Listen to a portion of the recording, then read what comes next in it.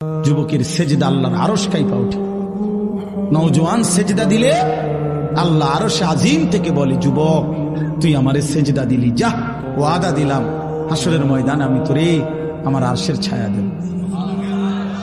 বাহ বাহ, তোরে আমি পাশে বসাবো নওজোয়ান, তুই স্টেজে বইবি, স্টেজে বসবি, বাকিরা তাকায় দেখবে বাপরে আমগো এলাকার হেতে দি বাদশাহ।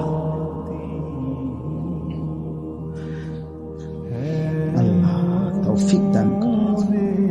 চলেন এই আয়াতগুলোর তর্জমা বলি, শুধু তর্জমা। আল্লাহ তাআলা বলেন, কাল্লা ইদা দুক্কাতিল আরদু দাক্কান দাক্কা।